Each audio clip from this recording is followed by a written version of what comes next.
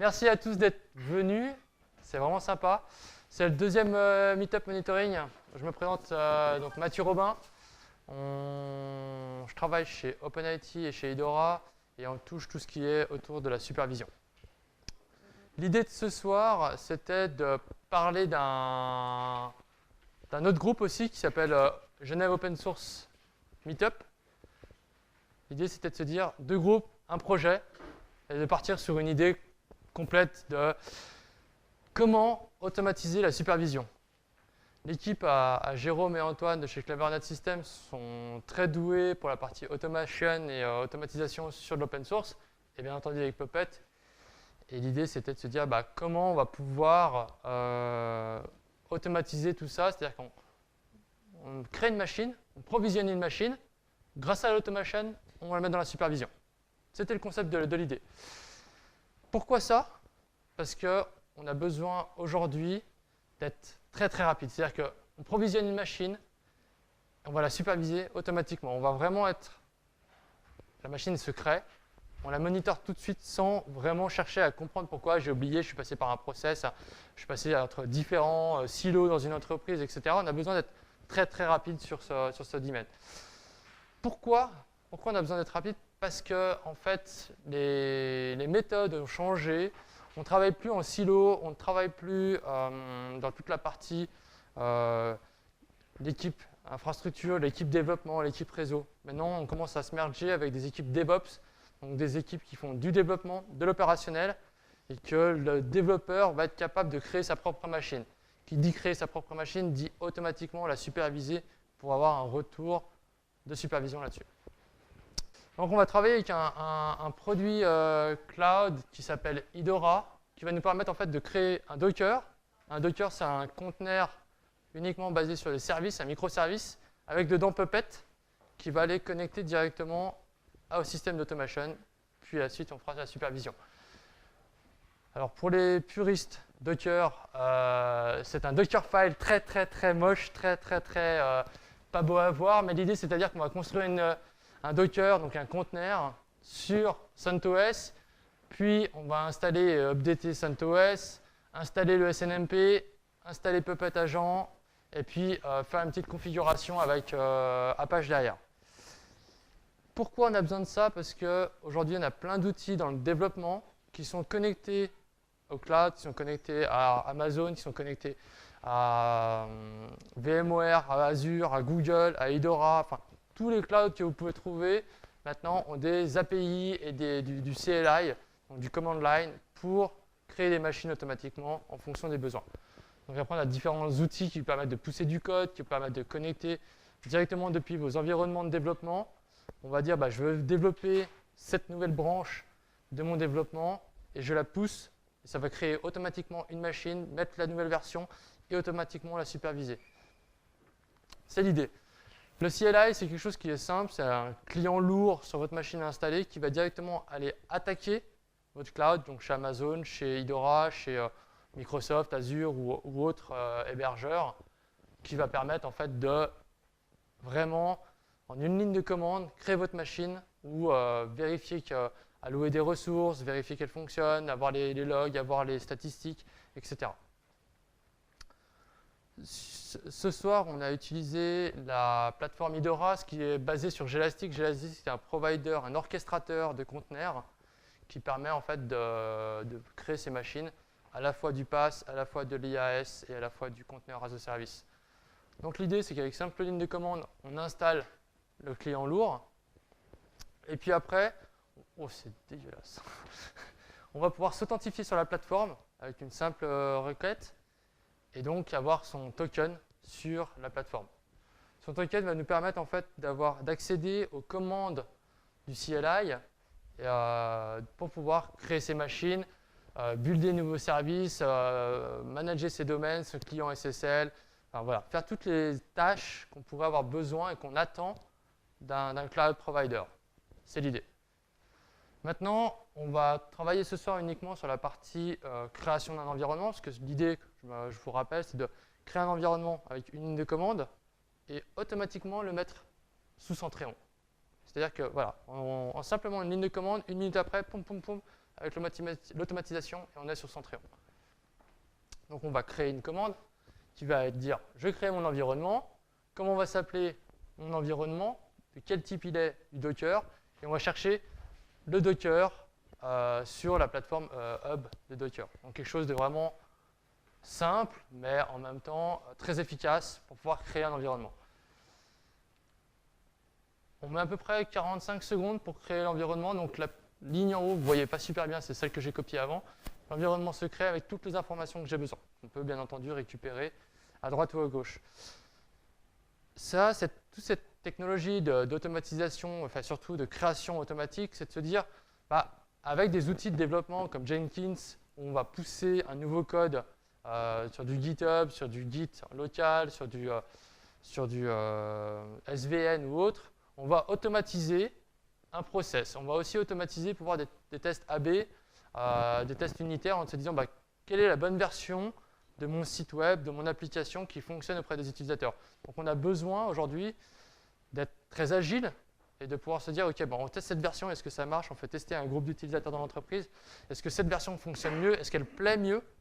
Et on ne peut pas se permettre, une équipe de développement ne peut pas se permettre aujourd'hui d'aller faire le process formulaire 254 pour demander une VM à l'équipe VMware qui va demander le réseau à l'équipe réseau par le formulaire 256. On a besoin d'être très rapide pour justement corriger les bugs et être vraiment percutant. Voilà pour la partie. Maintenant, on va essayer de voir la partie supervision, comment on va automatiser la partie supervision. Donc bonsoir, Pierrick d'OpenIT. Alors moi, ce que je vais vous montrer ce soir, ça va être, donc vous avez votre plateforme de Idora, vous déployez du conteneur, vous arrivez à monter un Centrion en 40 secondes, mais derrière, vous avez la configuration, c'est-à-dire votre plateforme de monitoring, vous avez 800 serveurs à configurer. Donc vous pouvez choisir de faire les 800 serveurs un par un, de les rentrer un par un dans Centrion, et dans un an, vous y êtes toujours. Donc ce qui est intéressant de voir, c'est que voilà, Clappy et REST sous Centrion 2.8 et avant Centrion 2.7, donc deux API qui vont vous permettre de dialoguer avec votre monitoring et de faire de l'intégration rapide et efficace. Donc, ce qu'il faut voir, c'est que l'API REST sous Centrion, donc ces deux API, vont s'intercaler entre votre Idora, si vous voulez, votre plateforme SaaS, PaaS, de virtualisation ou autre, et votre Puppet qui, lui, va ensuite déployer à grande échelle. Donc, hop. Centrion, petit rappel, qu'est-ce que c'est? Donc, Centrion, c'est un serveur central, donc avec des évolutions notamment sur la 2.8 qui permettent ensuite d'exporter des graphes vers d'autres produits comme InfluDB et Graphite. C'est donc une interface, est-ce que vous ne voyez pas très bien, mais bon, imaginez ensuite votre interface centrale où vous avez l'ensemble de vos hôtes qui sont supervisés avec des métriques, des statuts, des états de vos services, des alertes. Donc on va dire votre console centrale de monitoring. Donc là, toutes les petites tâches que vous voyez, c'est des hôtes. Donc avec notamment aussi un nouveau module de graphe depuis la 2.8, donc qui est basé sur C3JS, qui est on va dire qui est un ensemble d'applications JavaScript qui permettent d'avoir des graphes de performance bien plus beaux et bien plus efficaces à utiliser. C'est également donc un module de cartes, des cartes interactives. Une fois que vous aurez créé vos hôtes dans Centrion, vous allez les importer sur votre carte et vous aurez ainsi des dashboards interactifs avec l'état de votre infrastructure. Ça donne une vision plus claire de votre infrastructure et de son état avec, par exemple, vous voyez des états de type météo avec des soleils, des orages, voir s'il y a des problèmes ou autre. C'est très bien quand on a un affichage déporté, notamment quand on a une équipe infrastructure, ça permet d'avoir une vue globale, une vue d'ensemble. Toujours dans les modules, donc le module BAM, qui permet d'avoir une vue, on va dire, plus applicative, faire du monitoring applicatif, avec des KPI, donc des clés de performance qui seront définies en fonction de votre application, de vos serveurs web, de vos bases de données. Donc ça sera un ensemble de clés qui donneront un état de votre application. Et le module de reporting qui permet, une fois que tout est monitoré, que toute votre infrastructure est sur Centrion, d'avoir des rapports d'état de votre infrastructure, de votre messagerie, de vos serveurs de virtualisation, de vos serveurs mail, pour ensuite transmettre par exemple à votre DSI ou à votre direction. Donc là, ce qu'on a vu, c'est Centrion dans son ensemble. Maintenant, pour les équipes techniques, une fois que Centrion est déployé, ce qu'il faut, c'est le peupler. Donc c'est mettre les serveurs, c'est mettre les vérifications, c'est configurer l'outil, il n'y a rien de magique derrière. Donc comment Centréon, enfin qu'est-ce qu'intègre Centréon? Donc Centréon intègre le CLAPI, donc qui est un ensemble de lignes de commande qui permettent de dialoguer entre l'utilisateur et le serveur de monitoring. Donc l'intérêt de ces lignes de commande, c'est d'ajouter, supprimer, mettre à jour des objets, comme les hôtes, les services, les templates, les groupes, les catégories, les contacts, tout ce que vous faites via l'interface web clic-clic qui prend beaucoup de temps, vous pouvez le faire en ligne de commande et automatiser. Donc une fois que vous avez rajouté les hôtes, vous générez des fichiers de configuration. Ces configurations, vous les assignez au serveur donné. Vous pouvez redémarrer à distance vos serveurs de supervision. Vous pouvez gérer votre configuration comme ça de manière automatisée. Et donc tout cela via CLI sur le serveur. Prenons un exemple de commande. Donc là, vous voulez rajouter un hôte en une ligne de commande, un peu comme Mathieu tout à l'heure qui a démarré un serveur en une ligne de commande. Là, vous rajoutez un hôte, donc vous lui donnez son nom, donc le paramètre numéro 1, vous lui donnez un alias, on va dire une description, vous lui donnez une adresse IP, vous lui donnez un template. Mon hôte sera du type serveur Windows, serveur Linux, serveur postfixe de messagerie, serveur Exchange. Vous lui donnez donc le template, vous dites sur quel serveur Centréon mon hôte sera surveillé, et vous lui donnez ensuite des groupes pour le catégoriser, pour le ranger. Donc voilà, en une commande, vous faites ce qui vous prend à peu près, on va dire, 10 minutes depuis l'interface web à retrouver les menus, à les fouiller dedans. Un autre exemple de commande, donc set param, vous voulez changer la time zone d'un hôte. Vous avez un site distant que vous surveillez qui est aux États-Unis, eh ben, l'heure n'est pas la même qu'à Genève, vous changez le paramètre time zone de votre hôte en passant toujours en ligne de commande, donc le nom de l'hôte, le paramètre que vous voulez changer et la valeur. Donc OpenIT Web Server, ce qu'on veut changer de ce serveur-là qui est surveillé via Centréon, la time zone, et on le passe à, donc ici par exemple, Europe Berlin. Donc deuxième exemple. Troisième exemple, vous avez un utilisateur ou un ensemble d'utilisateurs que vous voulez désactiver. Plutôt que d'aller dans l'interface web à faire clic, clic, clic sur 30 personnes, vous générez un script avec la liste d'utilisateurs, un CSV, vous désactivez l'ensemble des utilisateurs en une commande. Voilà. Donc c'est de la ligne de commande, CLAPI, donc c'est pour de l'automatisation. Alors, donc là, ce que vous devriez normalement voir, c'est l'ensemble des objets de management. Donc c'est qu'une partie, mais ce qu'il faut imaginer, c'est que voilà, chaque partie de la configuration de Centréon se retrouve dans un objet. Vous avez par exemple les hôtes qui sont là, vous avez les services, vous avez les utilisateurs. Voilà, l'ensemble de la configuration de Centréon est manageable via ces objets que l'on passe en ligne de commande. Donc voilà, alors maintenant, c'est bien joli de faire une ligne de commande comme je vous ai montré juste avant, mais comment vous pouvez ajouter 400 hôtes d'un coup? 400, 4000, 3000. Donc après, tout dépend de l'infrastructure de l'entreprise, du client. Donc par exemple, beaucoup de sociétés ont un listing d'objets sous un tableur, sous Excel, sous OpenOffice. Vous avez l'ensemble de votre infrastructure.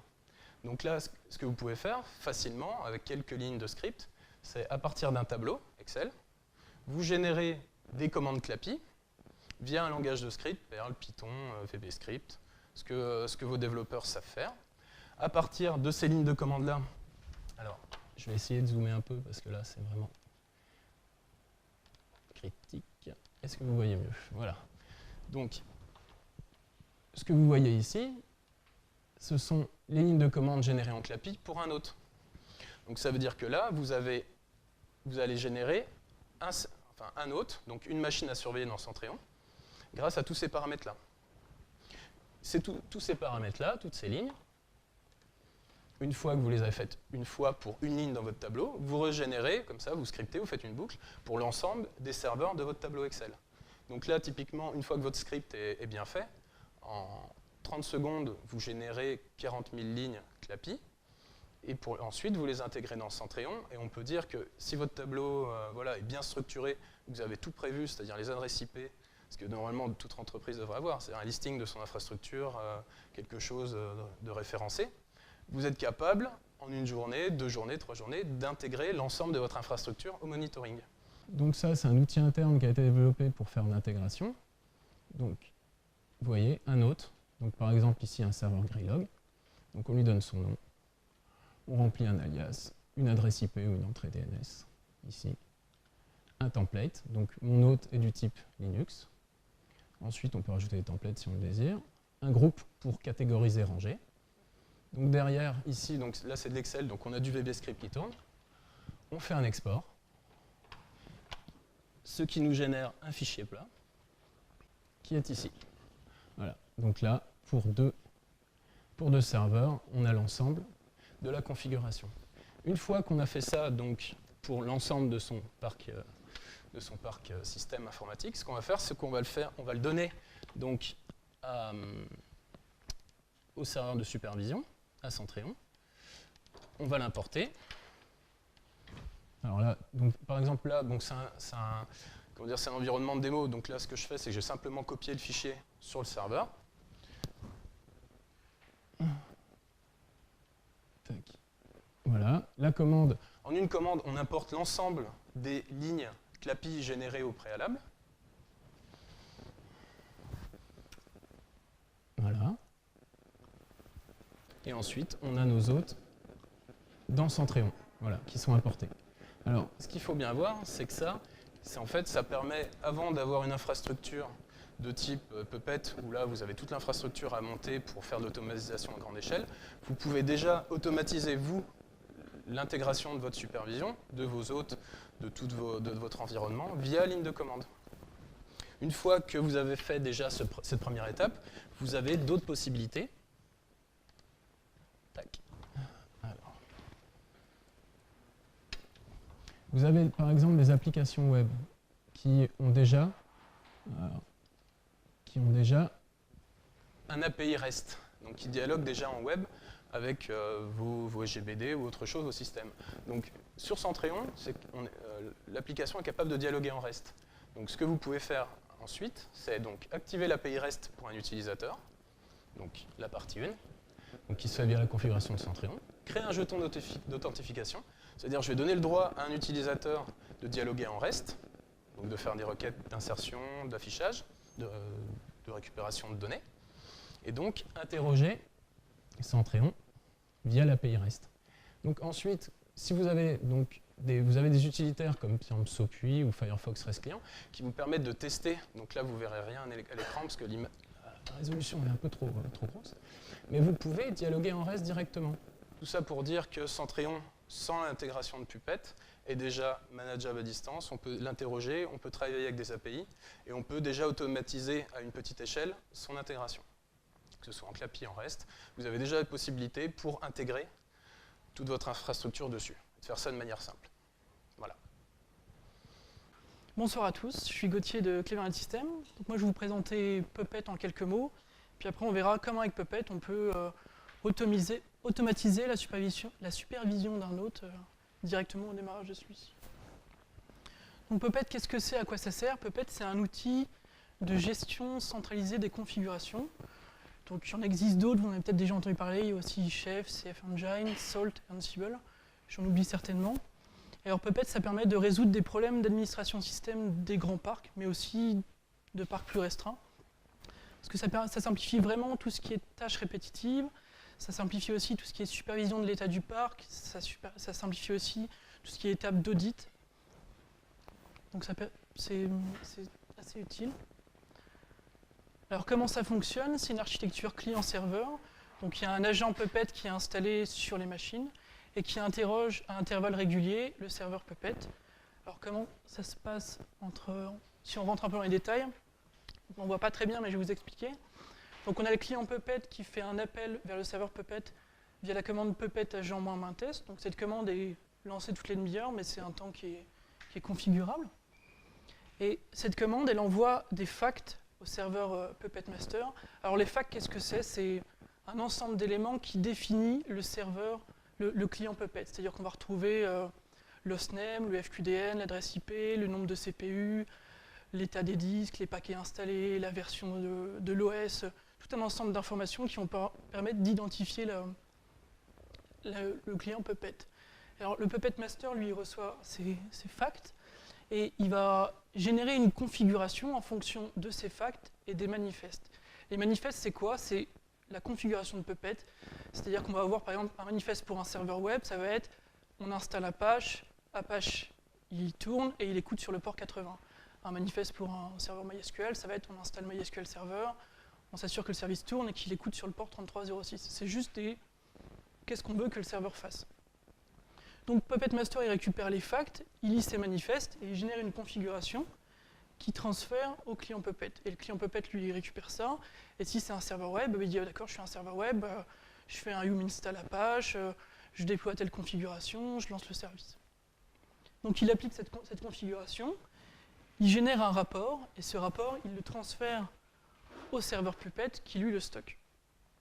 Donc ça, c'est un run Puppet, c'est exécuté toutes les demi-heures, ça fonctionne de cette manière.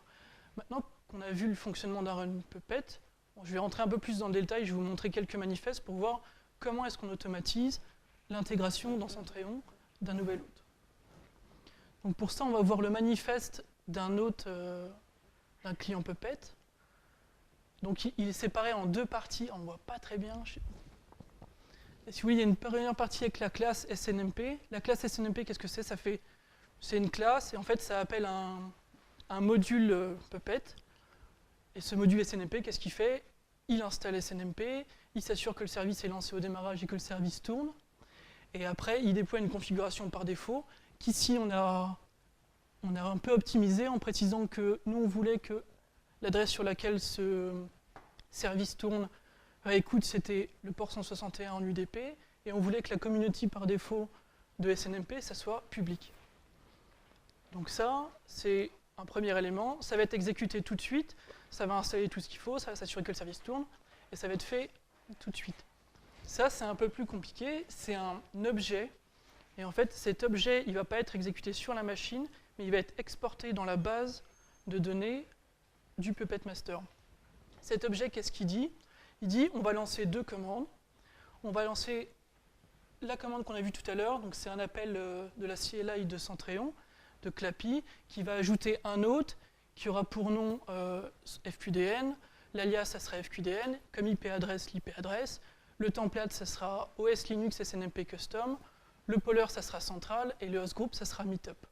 Et après, une deuxième commande qui est chaînée, qui est aussi un appel du CLI Centréon, où on dit qu'on veut appliquer le template pour l'host FQDN. Donc là, on veut appliquer le template host Linux SNMP Custom, qui est un template où on vérifie le load average, le CPU, la mémoire, des choses basiques.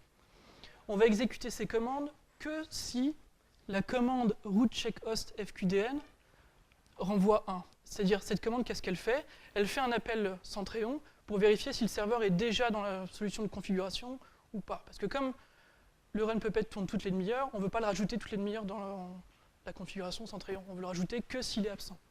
Donc c'est ça ce que permet cette ligne-là. Ensuite, il y a un truc, il y a une ligne tag égale POC. Donc en fait, ça va taguer l'objet. C'est-à-dire que c'est un objet de type tag. C'est un objet de type POC que nous, on a défini arbitrairement. Et ensuite, il y a une commande notify exec reload poller. C'est-à-dire que quand cette commande va s'exécuter, derrière, on veut que la commande reload poller soit exécutée. Alors, cette commande, on va la voir juste après, dans la configuration du manifeste du serveur Centréon. Donc dedans, qu'est-ce qu'il y a? Il y a deux choses. Il y a la commande reload poller que je viens de vous parler. Cette commande, qu'est-ce qu'elle fait? Elle lance un script tout simple. C'est un script qui fait appel à la CLI de Centréon, qui génère la config de Centréon et qui relance le service pour que ça soit pris en compte. Et la première ligne, c'est exec tag égale POC. En fait, ça va aller chercher tous les objets dont le tag égale POC dans la base de données de Puppet Master et ça va les exécuter. Donc dès qu'il va y en avoir un nouveau, il va apparaître, il va voir qu'il n'existe pas avec la ligne unless check host qu'on avait fait avant et ça va s'exécuter. Et comme il y aura un nouvel hôte, ça va notifier reload poller et là, le nouvel hôte va apparaître dans Centréon. Donc ce qu'il faut voir, c'est qu'avec juste une quinzaine de lignes, on arrive à automatiser l'intégration d'un nouveau serveur dans un Centréon, mais on pourrait aussi l'intégrer dans un LDAP, on pourrait l'intégrer dans un système comme Splunk ou comme un ELK, on peut l'intégrer dans pas mal d'outils si on utilise plusieurs outils en interne. Donc on peut tout automatiser assez rapidement dès le provisioning de l'host. Maintenant, on va juste repasser l'automatisation de la supervision, comment ça se passe, pour être sûr que vous compreniez bien. Donc le client Puppet, il lance un Puppet agent -test, il envoie ses facts. Le Puppet Master génère une configuration en fonction des facts et des manifestes qu'on a vus avant.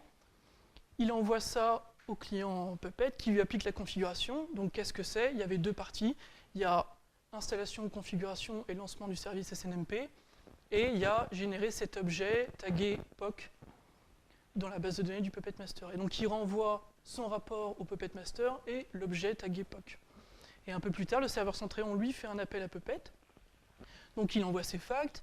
Le serveur Puppet Master génère lui aussi une configuration et il envoie. Et là, qu'est-ce qui se passe sur le serveur Centréon? Lui, il voit qu'il y a un nouvel objet POC.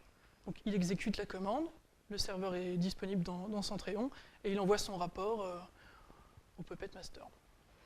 Maintenant, tu vas faire la démonstration de ça.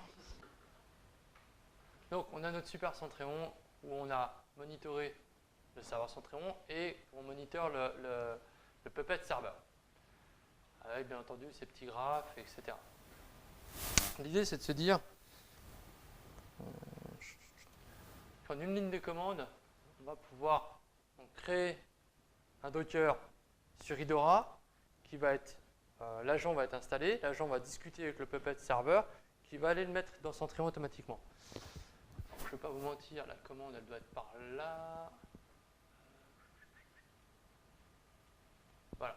Donc on était sur la commande de tout à l'heure où on crée un environnement, on a un domaine qui s'appelle test de meetup 2, on a un node de type Docker, on a défini l'image sur laquelle on allait charger, donc le Dockerfile, et on lance. Et donc là, il va aller directement se connecter sur la plateforme de cloud Idora. Il est en train de monter le Docker, donc il télécharge l'image Docker, donc CentOS, Puppet Master, Puppet Agent, Apache, et il est en train de builder tout ça. Donc là, l'idée, c'est vraiment d'aller... comment fonctionne un Docker? Un Docker, c'est un fichier, comme on a vu, avec les informations dedans. On met ça sur GitHub. GitHub va automatiquement builder dans le Docker Hub l'image Docker. Ce qui nous permettra, nous, de le récupérer et de créer l'environnement à chaud de l'environnement, du truc. Et ben voilà. Bon, alors là, on a le Docker qui a été créé et fini. J'ai un problème de souris. Et en fait, dans ce contexte, il nous renvoie, Idora, la plateforme Idora nous renvoie toutes les informations de ce qu'il a fait. Donc, il a bien été cherché dans le Docker name sur Mathieu Robin, c'est un CentOS, il a pris la dernière version du Docker, le latest, et puis à quel moment il l'a créé, qu'est-ce qu'il a monté, et les volumes, les ports qu'il a ouverts sur l'extérieur, ainsi que dans quel environnement il est ouvert. Et tout le reste après, et puis voilà, je n'ai même pas le temps de parler que, non, c'est pas celui-là. Et en fait, le nom du test de Meetup, et puis son shortname, donc son FQDN, ainsi que tout ce qui était SSL, s'il y avait besoin d'XSL, enfin, toute la configuration que Idora pourrait faire avec en CLI. Et là, il nous l'a résumé. Pendant ce temps, l'agent s'est donc réveillé, et il va aller discuter avec le Puppet Server, et puis maintenant, il va automatiser la supervision. Donc, si tout fonctionne bien, on devrait pouvoir voir dans quelques secondes ici. Donc, on a le Greylog 3 qui s'est monté tout à l'heure de Pierrick, et on devrait avoir le Docker qui devrait arriver, qui s'appelle Test Meetup 2. Et là, donc il est bien en route, et on l'a bien en cours de monitoring. Donc, il est en train de faire ses premiers checks. C'est-à-dire que là, il a été détecté par Centréon, remonté dans le système Centréon, et on a la possibilité d'aller forcer les checks sur tout le serveur. Et comme ça, on aura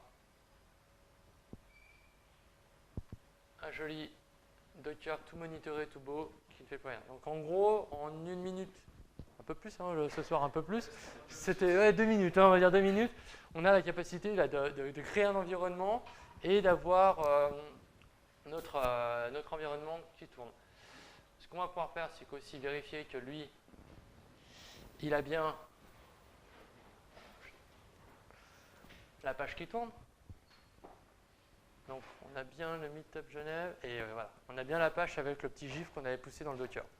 Donc en gros, en quelques secondes, on a un Apache qui tourne, qui est capable de populer une page web, monitorer. Alors après, là, on a mis simplement les checks Centréon. Tu as Linux Server, on pourrait rajouter Apache, on pourrait rajouter la base de données, etc. pour vraiment automatiser quelque chose de concret. Là, l'idée, c'était de vous montrer qu'en une ligne de commande, plus qui était préparé avant, on a automatisé ce process-là.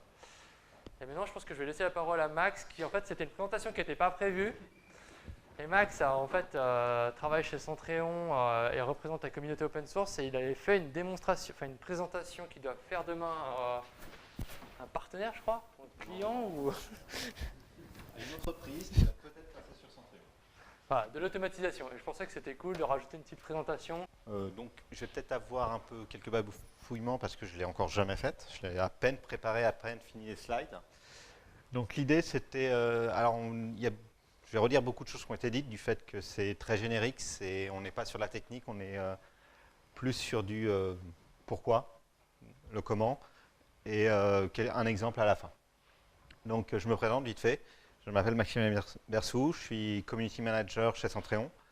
J'adore la supervision, j'essaye de suivre tout ce qui se fait en supervision et d'essayer de savoir ce qui va se passer en supervision dans les prochaines années et essayer de comprendre pourquoi on y va. Donc, comme on a vu, l'important, c'est de ne pas avoir trop dans la supervision, c'est de savoir que tous nos équipements et tout notre métier est supervisé. Donc, pour ça, le meilleur moyen, c'est d'automatiser l'intégration de tout le métier, tous les équipements dans la supervision. Donc, un petit rappel, ceux qui étaient là pendant la dernière fois qu'on était venus, j'avais fait une présentation sur le MAS, Monitoring as a Service, où l'idée générale, c'est de dire que l'important, c'est pas de superviser les machines, mais c'est que c'est le métier. Ce qui fait vivre dans une entreprise, c'est l'argent qu'on rentre par rapport au métier, c'est pas un serveur qui tourne. Bien sûr, ce métier va s'appuyer sur des services et des serveurs, donc c'est ce qu'on va superviser. Mais pensez au métier en priorité. Donc, pour cela, on va voir de plus en plus ce qu'on appelle le shadow IT dans les entreprises. C'est-à-dire, comme on a besoin rapidement, on disait, il faut être agile, il faut être rapide, de besoin. On va avoir peut-être quelqu'un dans l'entreprise, un comptable, qui va aller prendre une solution qui lui convient, sans prévenir la DSI.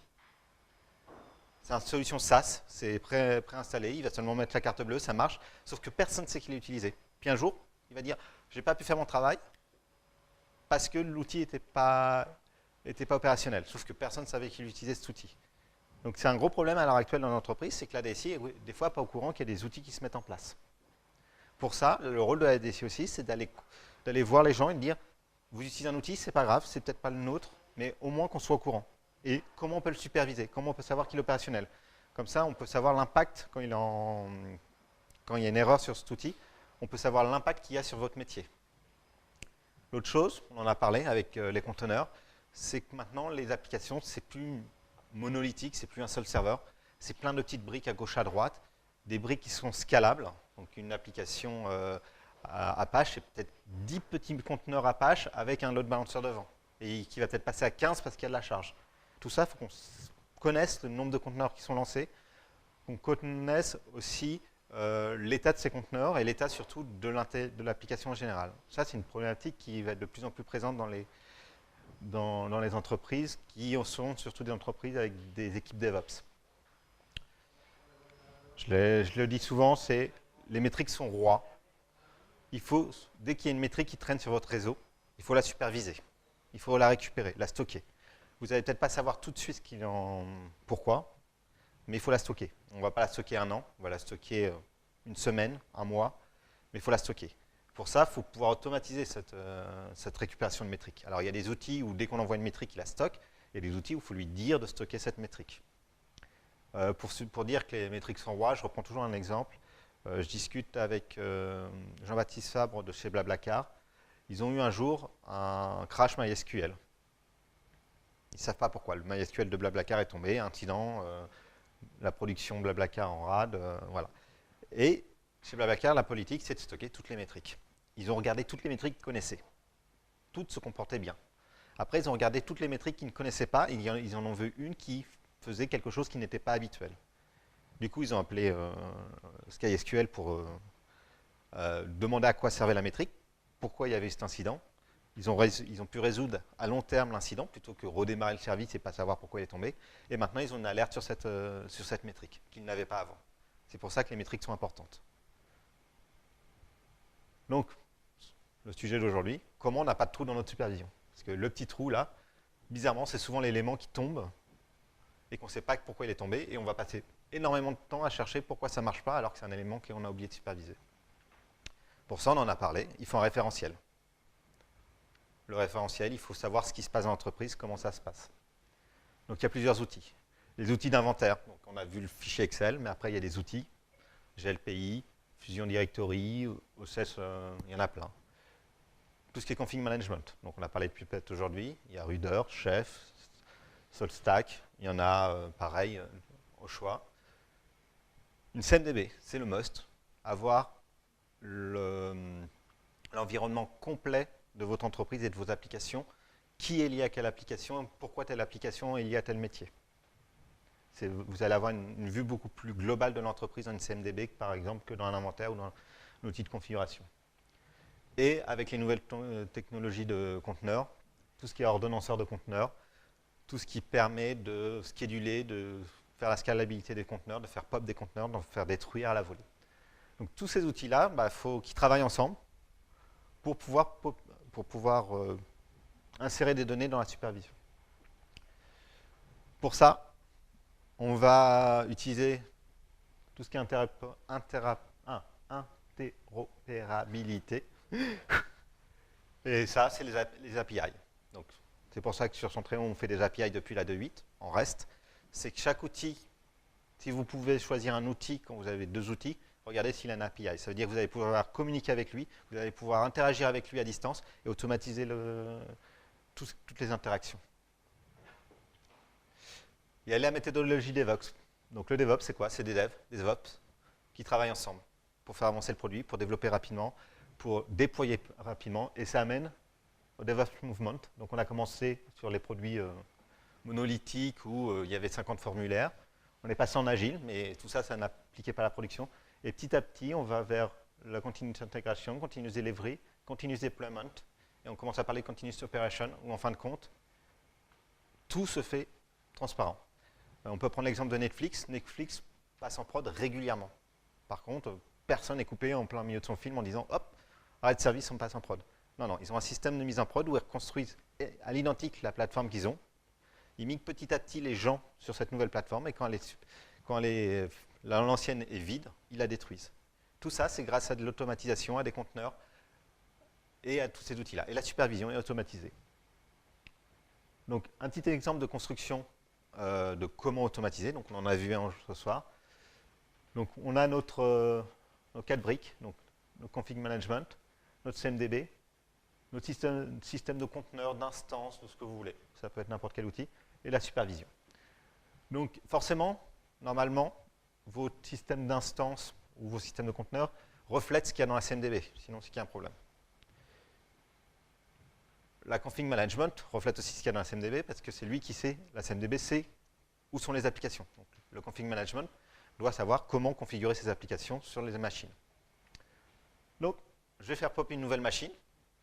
La nouvelle machine va s'enregistrer dans Centréon. Je ne suis même pas encore dans le config management. Je ne suis pas encore en train d'installer des applications. Automatiquement, c'est mon gestionnaire de création de machine qui dit « j'ai une nouvelle machine, je l'insère ». Si ça se trouve, elle ne fera jamais rien de sa vie. Mais elle est monitorée.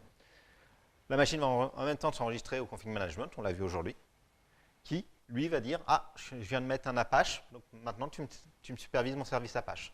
Je viens de mettre un service SMTP, tu me services le service SMTP. » Et Centréon, en plus, il peut aller, enfin l'outil de supervision, je parle de Centréon, mais ça peut être un autre, va aller voir dans le GitHub pour dire quel est le métier que je dois superviser. Et pour les notifications, quelles sont les personnes qui sont attachées à ce métier. Donc du coup, là, vous avez une automatisation complète d'une supervision qui va jusqu'au métier. Et normalement, si vous respectez ce genre d'architecture, vous êtes capable de ne rien louper dans votre supervision. Tout va être supervisé et le métier en premier parce que c'est votre CMDB qui est le référentiel où il y a les applications métiers.